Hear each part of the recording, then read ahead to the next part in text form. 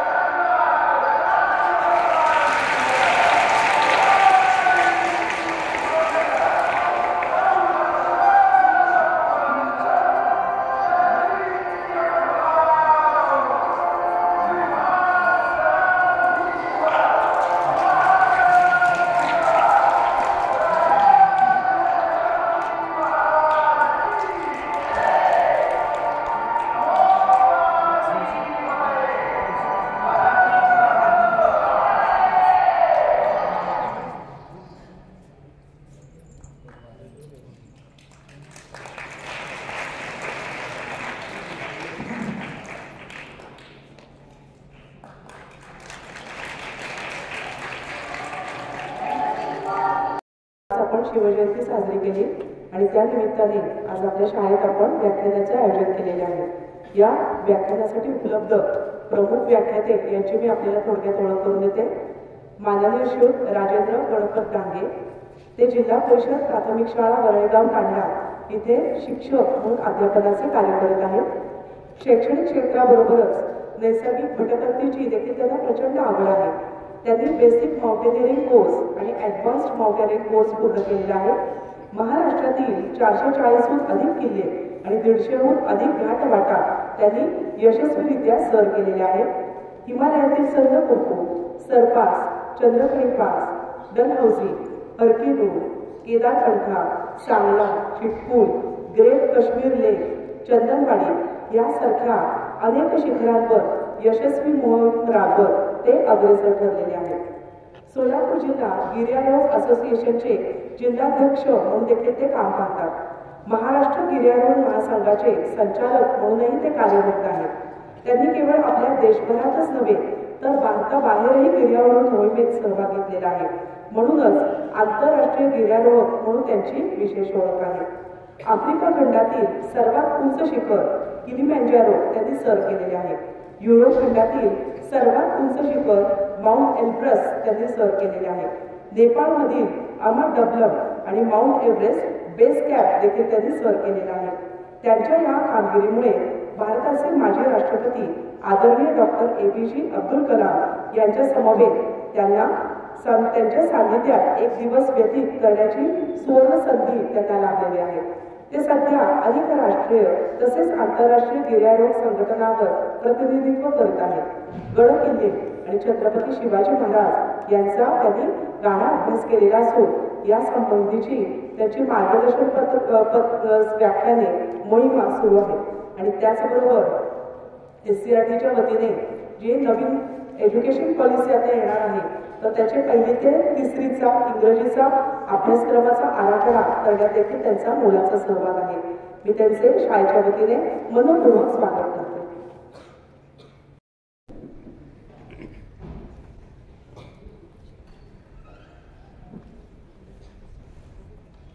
प्रतीप चंद्र लेखेव वर्धिष्ठ विश्ववंदिता शाहसुलो मुद्र भद्राय राजते शिवमहाराज छत्रपती गडकोटांचे छत्रपती श्री श्री छत्रपती शिवाजी महाराज की जय. बोलो छत्रपती शिवाजी महाराज की छत्रपती शिवाजी महाराज की हर हर हर हर.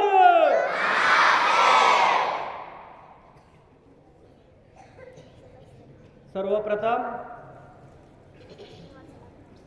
अखंड हिंदुस्थानची राजमाता जिजाऊ ज्यांनी स्वराज्याचे स्वप्न पाहिले ते स्वराज्य संकल्पक शहाजीराजे, ज्यांनी स्वराज्याचा मूलमंत्र आयुष्यभर जपला आणि स्वराज्याला वैभवशाली बनवलं ते छत्रपती शिवाजी महाराज. ज्या सह्याद्रीनं मला गेले 29 वर्ष अंगाखांद्यावर खेळवलं तो सह्याद्री आणि ज्या हिमालयानं माझ्या पावलांचा स्पर्श अतिशय गोड मानून घेतला त्या हिमालयाला वंदन करून मी आपल्यासमोर व्यक्त होत आहे शिवरायांचे 8वावे रूप. शिवरायांचे 8वावे रूप. शिवरायांचा 8वावा प्रताप. शिवरायांचा 8वावा प्रताप. तो दिवस होता 19 फेब्रुवारी 1630 आणि महाराष्ट्रातील गडकोटांच्या अभेद्य किल्ल्यात असणाऱ्या शिवनेरीवरती एक सुखद वार्ता आली. जिजाऊंच्या पोटी शिवबांचा जन्म झाला आणि मग बघता बघता सह्याद्रीच्या कडेकपारीत आणि दऱ्याखोरात आवाज घुमू लागला हर हर. पुन्हा पुन्हा आवाज घुमू लागला बोला हर हर. अहो ऐकता काय 1630चा जन्म वयाच्या केवळ 12व्या वर्षी मावळ खोऱ्यात असणाऱ्या रायरेश्वराच्या रोहिडेश्वराच्या मंदिरात स्वतःच्या हाताच्या बोटांना अभिषेक करून रक्ताच्या थेंबानी रोहिडेश्वराला अभिषेक करून स्वराज्याची शपथ घेतली आणि चिमुकल्या मावळ्यांसह शिवबाराज म्हणतात कसं अरे असावं तर स्वराज्य स्वतःच दुसऱ्यांची चाकरी काय करायची. वयाच्या 12व्या वर्षी म्हणजे आज आपल्या शाळेतील इयत्ता 7वीत जी मुलं आहेत त्या वयात 7वीला कोण कोण आहेत त्यांनी स्वतःला चिमटा घेऊन बघा.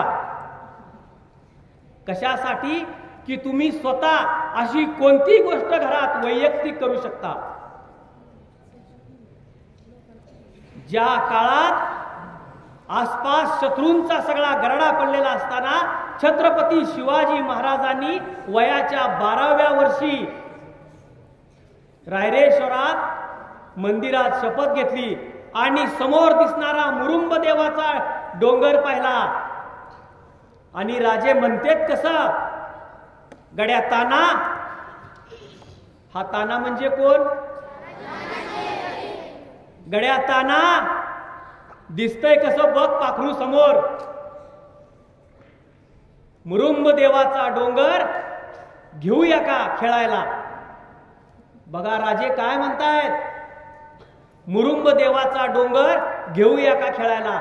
आणि त्याच मुरुंब देवाच्या डोंगरावरती राजांनी सुवेळा आणि संजीवनी नावाची माची बांधली आणि तो राजांचा गड राजगड झाला. आज गेली 100 वर्ष जगामध्ये गडांचं प्रदर्शन पॅरिस या ठिकाणी भरतं. दरवर्षी 11 एप्रिलला प्रदर्शन भरतं आणि त्या प्रदर्शनात गेली 100 वर्ष एकाच किल्ल्याचा प्रथम क्रमांक येतो, तो म्हणजे माझ्या राजांचा राजगड. या एकाच किल्ल्याचा प्रथम क्रमांक येतो. आपणापैकी कोणी राजगडावर गेला असेल तर त्याची दिव्यता, शौर्यता आणि भव्यता आपल्याला आठवत असेल. काय तो किल्ला. आणि मग राजांनी अगदी 1 वर्षातच समोर आदिलशहाच्या ताब्यात असणारा तोरणा नावाचा किल्ला जिंकला आणि स्वराज्याचं तोरण बांधलं. बालमित्रांनो, शिवाजी महाराज म्हणजे केवळ 4 लढाया असं नव्हे. शिवाजी महाराज म्हणजे अष्टावधानी, प्रत्येक व्यक्तीच्या व्यक्तिमत्वाचा, त्याच्या भावभावनांचा विचार करणारे पृथ्वीवरील एकमात्र राजे होत.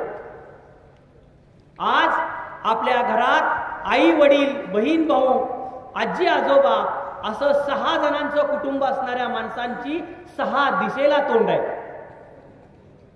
म्हणजे आईचं वडिलाशी पटत नाही, भावाचं बहिणीशी पटत नाही, तरी सुद्धा त्या काळात सर्वांच्या भावभावनांचा विचार करून छत्रपती शिवरायांनी स्वराज्याची जी मूठ बांधली ती दिव्य आणि अलौकिक आहे.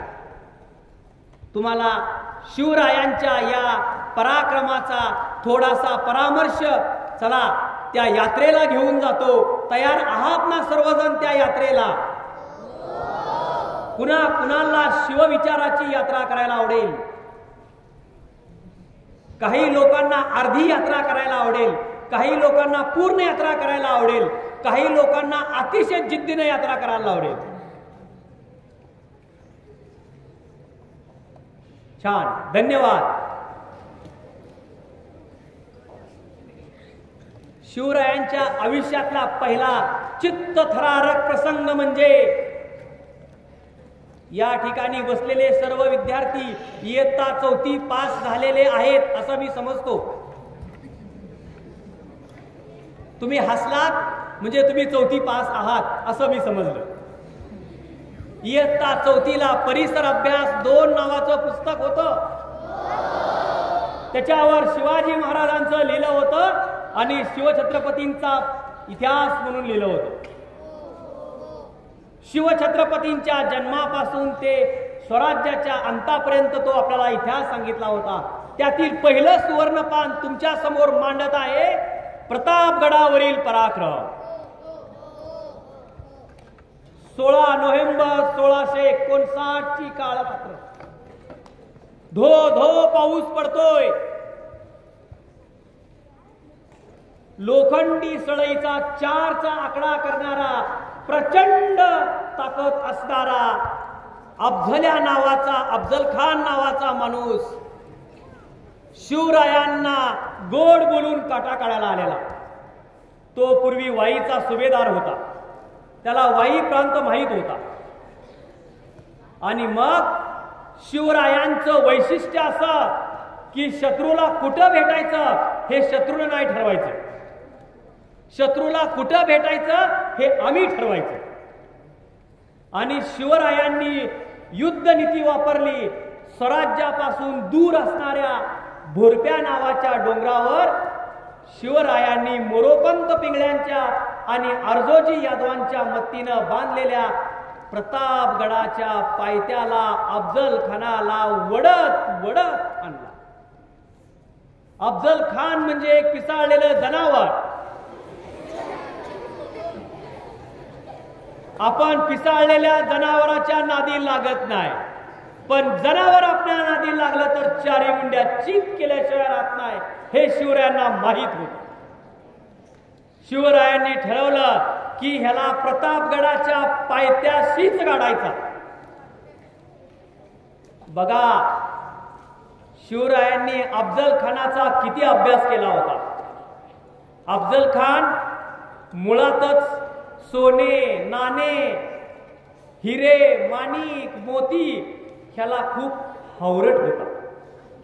आपल्या शाळेत, घरात काही मुलं हवरट असतात. काही गोष्टी बघितल्या की त्यांच्या तोंडाला आपोआप पाणी सुटतं. तशातला अफजल खान होता. शिवरायांनी प्रतापगडाच्या माचीवर असा शामियाना उभारला होता. अफजल खान नुसता बघतच राहिला. याला शामियानाला एवढं सोनं आहे तर राजाकडे सोनं किती असेल. किती 4 तासाची तर बात आहे. भेद झाले की गपचिप मारून निघून घेऊन जाऊ सगळं सोनं.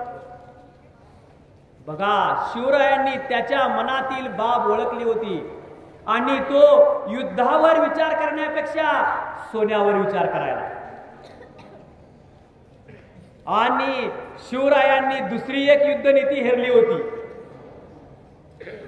अफजल खान शिवराय वरून येतात कसे, शिवरायांच्या सोबत आहे कोण, कोणतं शस्त्रसाठा घेऊन येत आहेत हे पाहायला अगदी उतावीळ झाला होता. पण शिवरायांनी त्याचा जो शामियाना उभारला तो बरोबर बुरुजाच्या खाली, म्हणजे हा बुरुज आहे आणि इथं पुढे त्याचा शामियाना उभारला. याचं कारण एकच होतं. शिवराय अफजल खानाला भेटायला भर दुपारी निघाले. त्याला आपल्या भाषेत मध्यान्ह म्हणतात. आणि मित्रांनो, मध्यान्हाला एक गोष्ट होते की सूर्य डोक्यावर आल्यामुळं आपली सावली आपल्याच पायाखाली पडते. अफजल खान असा तरसत होता की शिवाजी महाराज दिसतेत कसे बघायला. शिवाजी महाराजांची सावली त्याला शेवटपर्यंत दिसली नाही. काय युद्ध नीती आहे बघा. आज आपल्याला सहलीला जायचं म्हणलं तर 2 दिवस झोप येत नाही. कधी एकदा सहलीला जाईल. अफजल खान तर किती उतावेळ असेल विचार करा. आणि मग तुम्हाला माहीतच आहे की अफजल खान शिवरायांना भेटत असताना सुद्धा अफजल खानाच्या सोबत कोण कोण असावे हे अफजल खान ठरवू शकला नाही. हे शिवरायांनी ठरवलं. काय युद्ध नीती आहे बघा. आणि असं काही हरभऱ्याच्या झाडावर अफजल खानाला चढवलं की त्याला कळेच ना की काय होणार आहे आपलं. आणि गनिमी कावा तर आपल्या सोबतीला होताच. शिवरायांनी सर्व सैनिक, जो प्रतापगड आहे तो जावळी खोऱ्यात आहे. जावळी खोऱ्याचं वैशिष्ट्य आहे येता जावळी जाता गोवळी. जावळी खोऱ्यामध्ये आलेला शत्रू आजपर्यंत जिवंत माघारी कधी गेला नाही. का? कारण तिथं दिवसा सूर्याची प्रकाश किरण पडायचं म्हणलं तर एवढं घनदाट अरण्य आहे आज सुद्धा. आणि अशा अरण्यात अफजल खान आला. आणि पुढचा सगळा तुम्हाला घटनाक्रम माहीतच आहे की शिवरायांनी अफजल खानाचा कसा टरा टरा टरा टरा कोतळा काढला. आणि फक्त अफजल खानाचाच कोतळा काढला नाही, त्याच्या सोबत असणाऱ्या मुलाशिवाय कोणीही वाचू शकलं नाही. या प्रतापगडावरील पराक्रमातून आपल्याला काय शिकायचं आहे? शत्रूच्या गोटात जाऊन सुद्धा त्याला आपल्या अटी मान्य करायला लावण्याची हिंमत, शत्रूला कच्चे दुवे ओळखून त्याला कसा शरण आणायचा हा दुसरा मुद्दा. मित्रांनो, विचार कसा करावा याचं तुम्हाला एक उदाहरण सांगतो. आपल्या सोलापूर जिल्ह्यातील माळशिरस नावाचा तालुका आहे. त्या माळशिरस नावाच्या तालुक्यात नैना जाधव नावाची मुलगी आहे. ती, तिचे बाबा, तिची आई आणि तिचा दादा हे सर्वजण किल्ले फिरायला गेले आणि किल्ले फिरायला गेल्यानंतर हे प्रतापगडाच्या जवळ असणाऱ्या महाबळेश्वरला गेले आणि महाबळेश्वरहून हे येता येता पाचगणीला थांबले. पाचगणीला थांबल्यानंतर त्या ठिकाणी गाडी पार्क करण्याचं मोठं मैदान आहे, त्याला टेबल ऑफ पाचगणी म्हणतात. नैनाच्या बाबांनी नुकतीच गाडी घेतली होती आणि नैनाच्या बाबांना रिव्हर्स गिअर कसा टाकायचा याची एवढी कल्पना नव्हती. नैनाची आई आणि नैनाचे बाबा गाडी चालवायला, तिघं गाडीत बसले आणि तिचा दादा गाडी पुढं मागं घ्या असं सांगत होता. बाबांनी चुकून पुढचा गिअर टाकायच्या ऐवजी रिव्हर्स टाकला आणि क्षणार्धात होत्याचं नव्हतं झालं.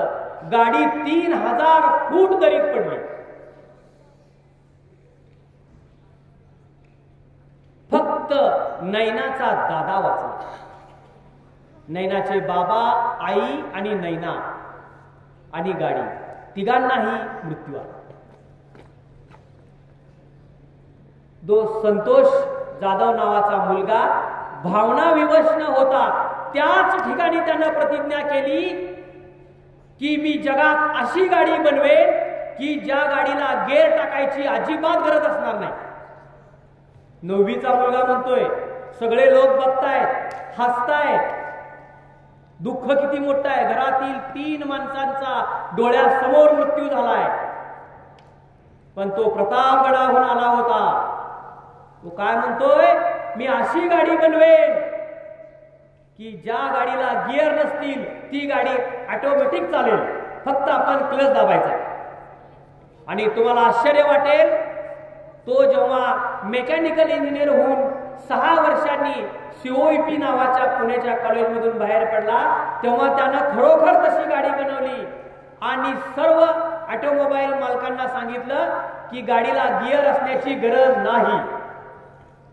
आज तुम्ही मागच्या 4 वर्षापासून जे 4 चाकी वापरतात त्यांना माहिती असेल, ती संतोष जाधवची किमया आहे आणि त्याच्या एका विचारामुळे त्याला 104 करोड रुपयाचं पॅकेज मिळालेलं आहे.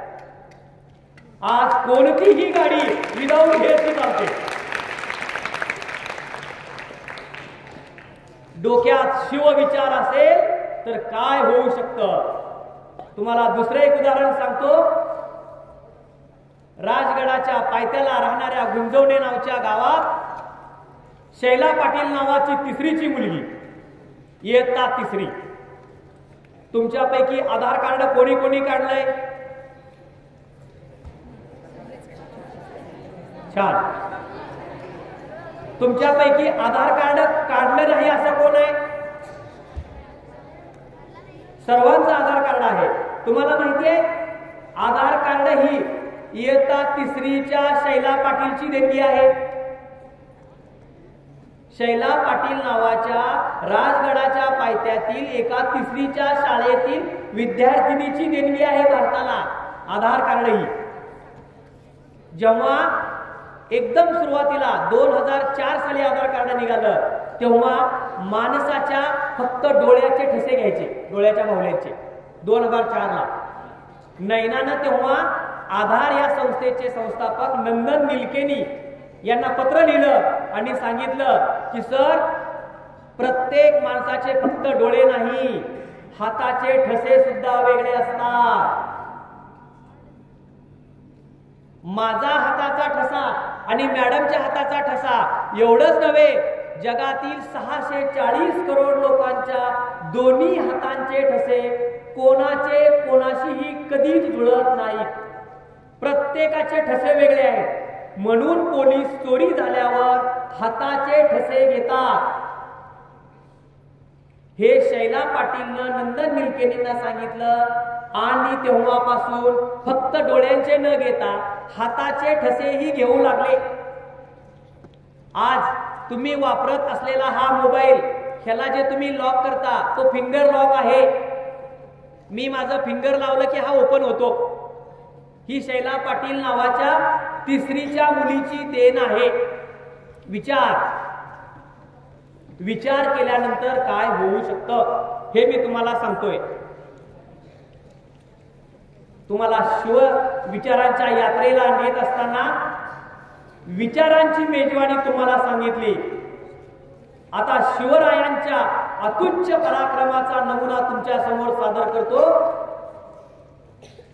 आम्ही गड्या डोंगरचे राहणार, म्हणा माझ्या माग, चाकर शुभांचे होणार. आम्ही गड्या डोंगरचे राहणार, चाकर शुभांचे होणार.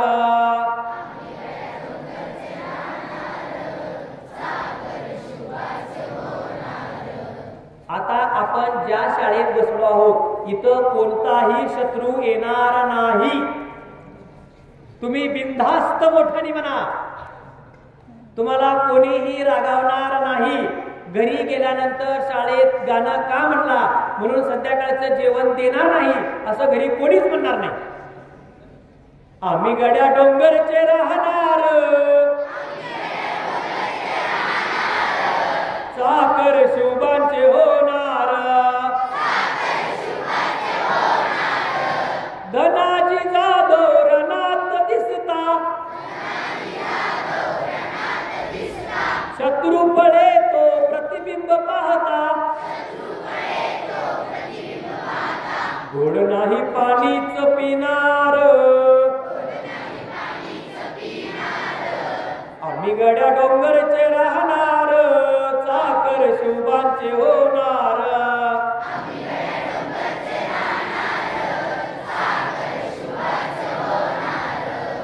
तानाजी तो वीरच मोठा, लढता लढता पडला पट्टा. तरी नाही धीरच सोडणार, आम्ही गड्या डोंगरचे राहणार, चाकर शुभांचे होणार.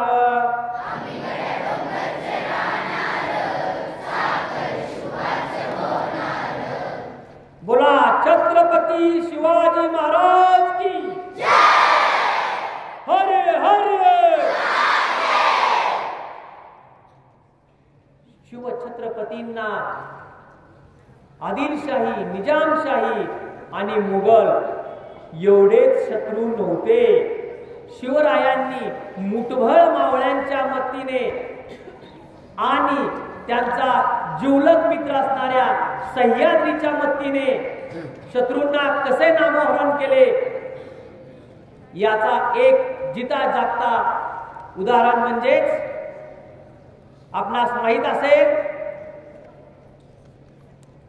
की दिल्लीचा बादशहा औरंगजेब याच्या 50व्या वाढदिवसाला मिर्झा राजे जयसिंग यांच्याशी झालेल्या तहानुसार शिवछत्रपती राजगडाहून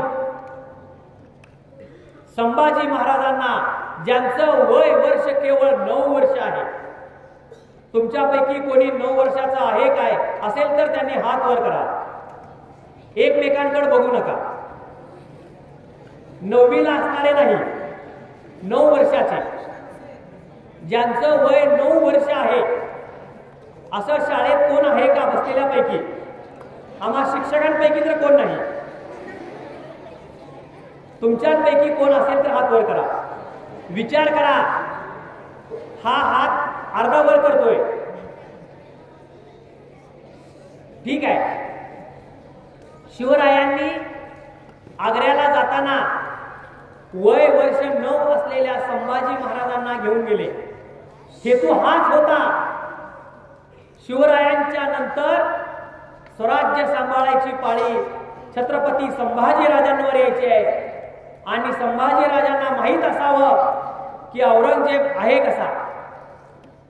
म्हणून शिवाजी महाराज औरंगजेबाच्या दरबारात घेऊन गेले आणि आपणास माहीत असेल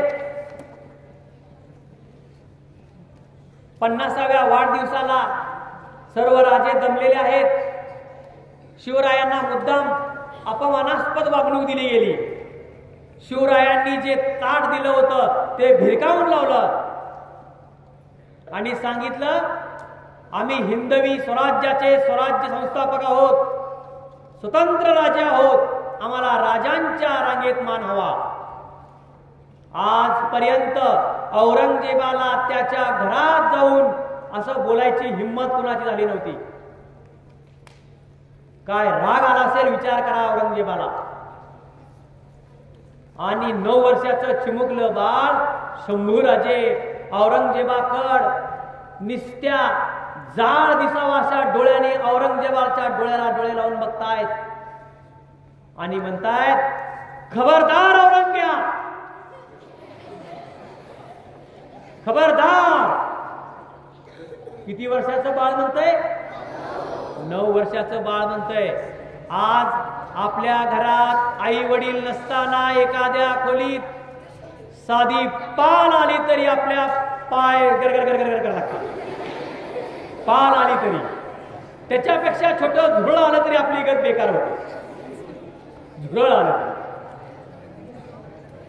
अखंड मुघल संस्थानचा संस्थापक राजा असणारा मुघल बादशाह औरंगजेबाला 9 वर्षाचं बाळ खबरदार म्हणतंय. आणि त्या क्षणी औरंगजेबानं शिवरायांना नजर कैद सांगितलेली असते.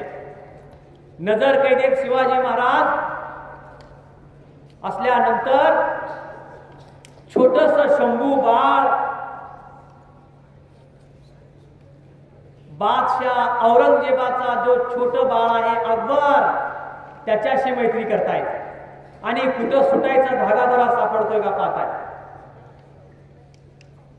त्याच क्षणी हिंदवी स्वराज्याचे पंचप्राण असणारे बहुरूप्यांचे आपले बहिर्जी नाईक कुठं काही सुटायला सांगोवा मिळतोय का बघतायत. मित्रांनो,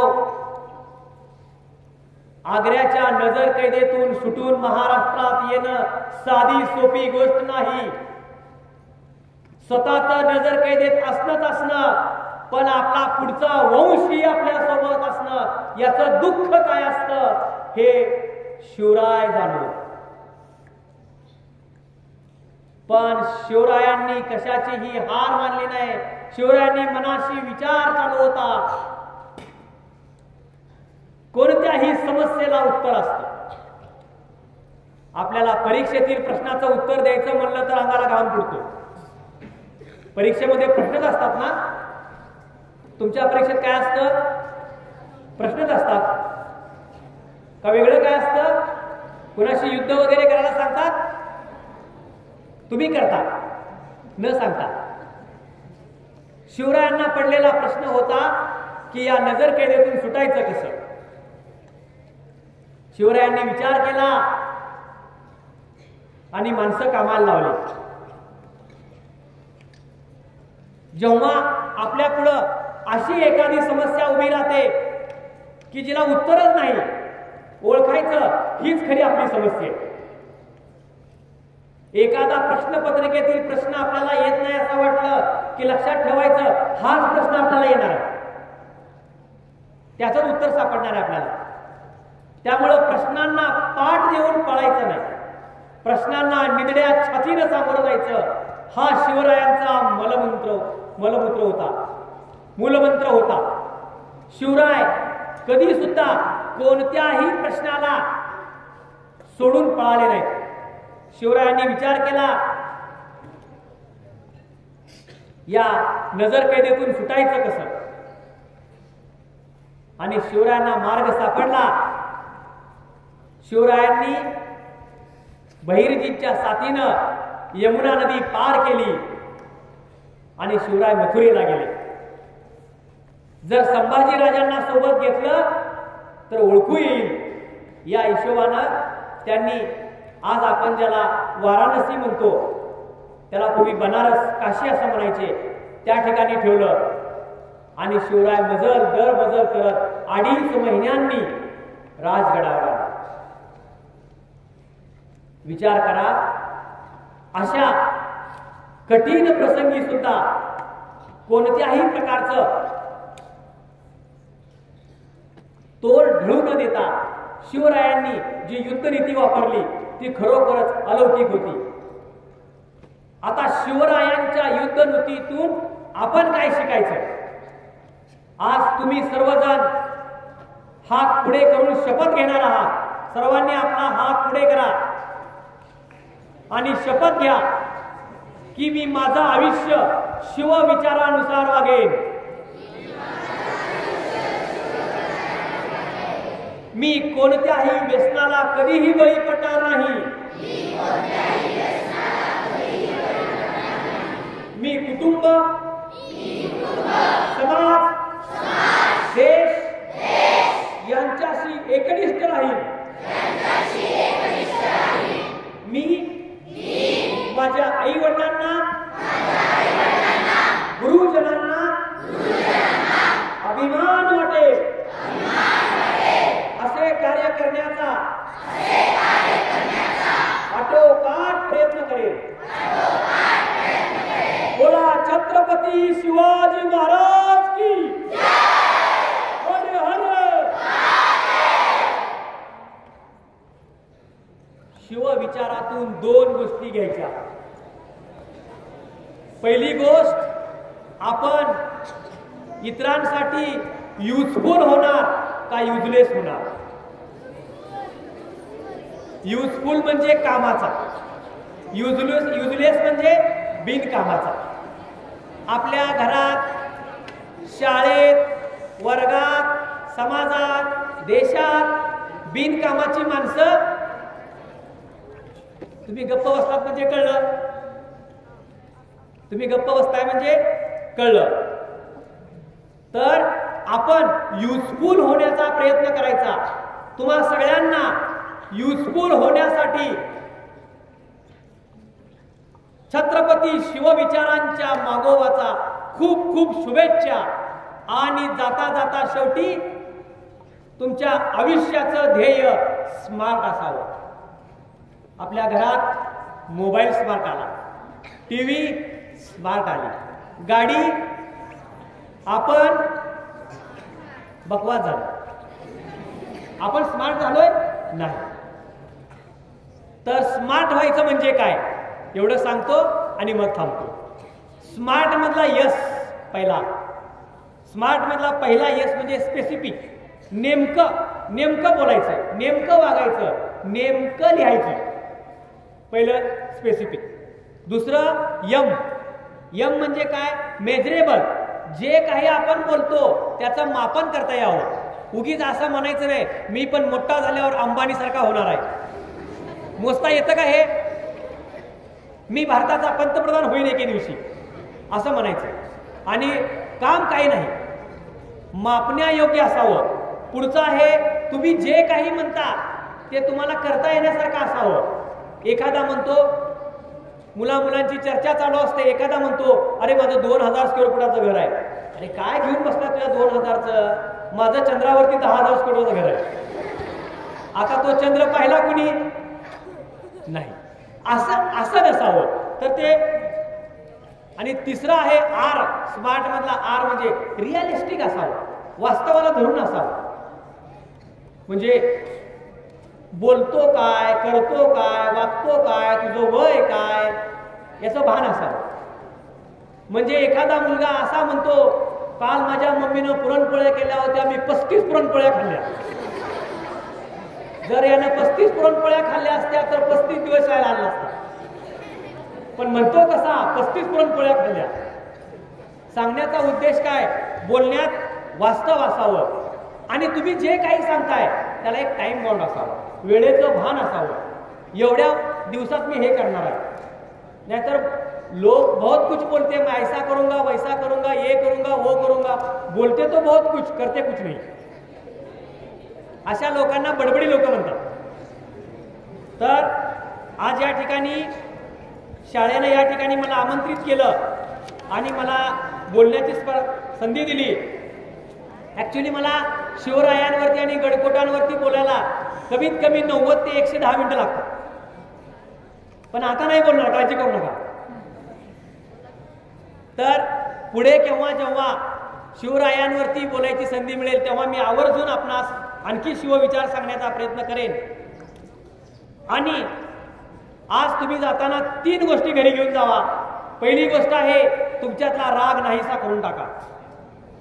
एवढ्या तेवढ्याला राग येतो.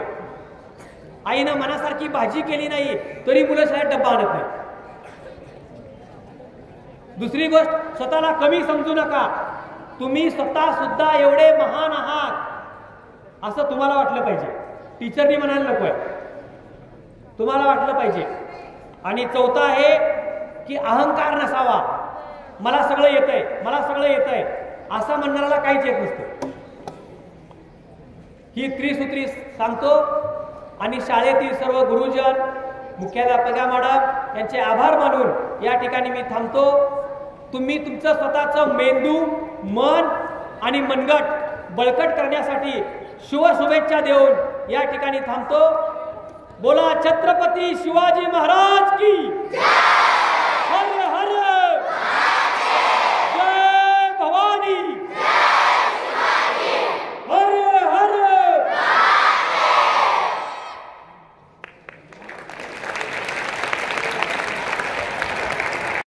पंचवीस वर्षे राजधानी असलेला राजगड जसा अभेद्य आहे, अगदी तसाच दुर्गेश्वर रायगड सुद्धा. त्याविषयी थोडंसं सांगायचं होतं, जास्त वेळ नाही घेणार कारण वेळ झाली मला माहिती आहे, कारण लढाईची वेळ जवळ आलेली आहे. वेळ झाली. खुदा की बनाई कुदरत नहीं देखी, दिलों में छुपी दौलत नहीं देखी. खुदा की बनाई कुदरत नहीं देखी, दिलों में छुपी दौलत नहीं देखी. जो कहते हैं कि इस दुनिया में भगवान नहीं है, शायद उन्होंने अभी तक रायगढ़ की चौखट नहीं देखी. शायद उन्होंने अभी तक रायगढ़ की चौखट नहीं देखी. आपण त्या शिवचरित्राचा जो मागोवा अगदी गाण्यासहित, चालीसहित सरांनी घेतला आणि त्यामध्ये खरंच आपण एक उल्लीन झालो. म्हणजे छत्रपती शिवाजी महाराज 350 वर्ष पूर्ण झाल्यानंतर सुद्धा आपल्यासमोर एक प्रेरणास्त्रोत, आदर्श व्यक्तिमत्व म्हणून सुद्धा उभे राहतात. त्यामध्ये एक सद्यस्थितीमध्ये सांगतो की उल्लेख केला सरांनी की वय वर्ष 9 असताना संभाजी महाराजांनी शिवाजी महाराजांना आग्र्याहून बाहेर कसं काढण्यासाठी प्रयत्न केला. हे खरंच शिवचरित्र जर संपवायचं म्हटलं आणि शिवचरित्र जर वाचायचं म्हटलं तर एक शिवचरित्र कधी पूर्ण होतं, ज्या वेळेला संभाजी महाराजांचा उल्लेख येतो त्याच वेळेला हे शिवचरित्र पूर्ण होतं, नाहीतर ते अपूर्ण राहतं. खरंच आज आपण पाहतो की छावा आलेला आहे. शेर शिवा का छावा, छावा आलेला आहे. पण एक लक्षात ठेवा, आज झुकेगा नाही हे शिकायचं असेल तर पुष्पामधून नाही, छावामधूनच शिकायचं आणि हे आपण समोर ठेवायचं. कारण छावामध्ये पण ती गोष्ट खूप मोठी आहे. शेवटपर्यंत माघार नाही आहे. फक्त हा छावा इथंच नाही तर प्रत्येक राष्ट्रांमध्ये, देशांमध्ये प्रसिद्ध झाला. त्याविषयी एक थोडंसं सांगतो की त्यांना काय वाटत असेल, त्यातील लोकांना हा छावा पहिल्यांदा काय वाटत असेल. बांधकर पगड़ी पर जब घोड़े पर सवार होते, बांधकर पगड़ी जब घोड़े पर सवार होते, उठाकर तलवार जब लड़ने के लिए चल पड़ते, उठाकर तलवार जब लड़ने के लिए चल पड़ते, देखती सारी दुनिया और झुक के बोलती, देखती सारी दुनिया और झुक के बोलती, ए खुदा काश हम भी मराठा होते, काश हम भी मराठा होते. पंढरी मधला हेच आकाश काशी, लाल मातीमध्ये तीर्थ आमचे सह्याद्रीच्या देवापाशी. छत्रपती शिवरायांना मानाचा मुद्रा करतो आणि खरंच डांगे सरांनी आपल्याला शिवकाळामध्ये घेऊन गेले. त्यांचे मनपूर्वक आभार मानतो आणि आभार मानण्यासाठी आम्ही प्रशालेच्या सहशिक्षिका सौ नंदिनी देशपांडे मॅडम यांना मी आमंत्रित करतो.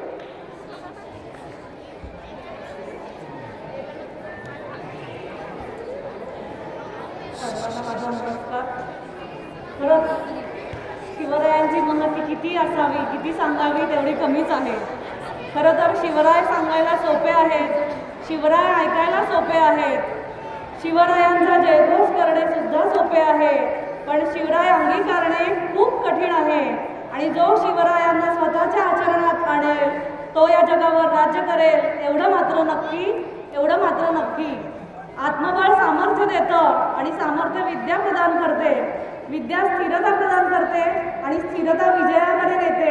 याचं उत्तम उदाहरण म्हणजे खरं तर छत्रपती शिवराय, शिवाजी महाराज. पुन्हा एकदा आपण म्हणूया छत्रपती शिवाजी महाराज की खरोखर सरांनी आज आपल्या समोर जे व्याख्यान सादर केलं ते अगदी संस्मरणीय असं ठरलं असं म्हणायला हरकत नाही आणि तुमच्या व्याख्यानाचा नक्कीच उपयोग आमचे विद्यार्थी करून घेतील अशी मी तुम्हाला खात्री देते सर. आणि तुम्ही वेळात वेळ काढून आमच्या प्रशालेमध्ये व्याख्यानासाठी उपस्थित राहिलात म्हणून तुमचे खरंच प्रशालेच्या वतीने मनपूर्वक आभार मानते. तसेच प्रशालेच्या मुख्याध्यापिका माननीय श्रुती बागेवाडी मॅडम यांनी या कार्यक्रमाचे आयोजन केले त्याबद्दल त्यांचे मनपूर्वक आभार मानते. तसेच सेवाज्येष्ठ शिक्षिका सौ मीनाक्षी वाटोडेकर मॅडम यांचे देखील आभार मानते. सगळ्यात महत्त्वाचं म्हटलं तर इथं उपस्थित सर्व शिक्षक शिक्षकेतर वृंद आणि बहुसंख्याने उपस्थित आमचे प्रशालेचे लाडके विद्यार्थी यांचे मी मनपूर्वक आभार मानते आणि हा कार्यक्रम इथे संपन्न झाला असे जाहीर करते. धन्यवाद.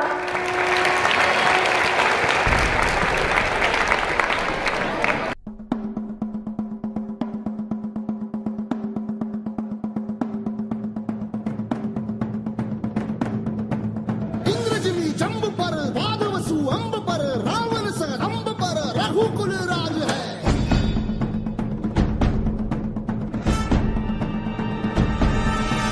पौन बारी बाह पर शंभुरती नाह पर जो सहस बाह पर राम द्विज राज है.